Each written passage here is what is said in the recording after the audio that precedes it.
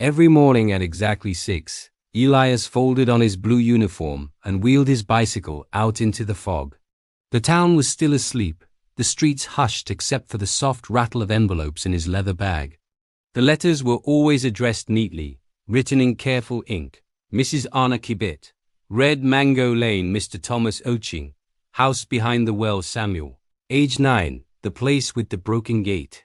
None of these places existed on any map. Elias knew this because he had asked. He had checked with the town clerk, the elders, even the old men who played bow under the jacaranda tree and remembered everything. Red Mango Lane had never been named. There was no well with a house behind it, and no one could recall a child named Samuel who lived anywhere near a broken gate. Yet the letters arrived every dawn, stacked on his sorting table, as if placed there by invisible hands.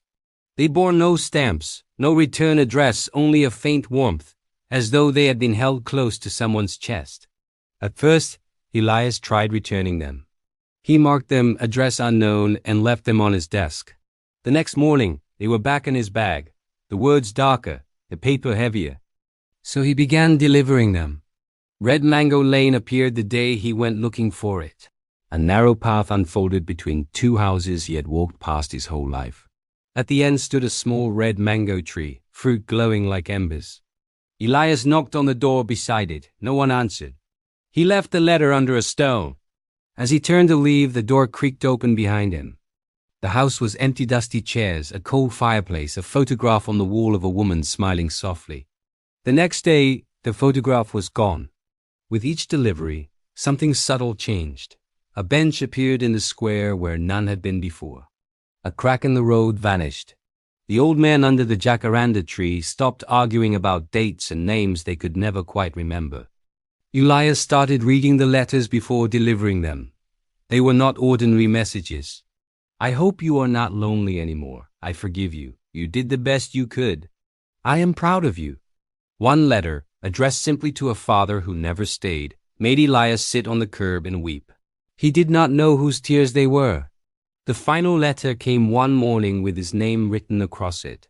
Elias Monji, the house near the river. His hands trembled as he opened it. Thank you for bringing us home, the letter read. We existed because we were remembered. Now we can rest. That afternoon, Elias rode his bicycle one last time. The fog lifted as he reached the river. His house stood quiet, sunlight warming its walls. He placed the letter on his table. The next morning, the post office was empty. No letters waited. No addresses appeared.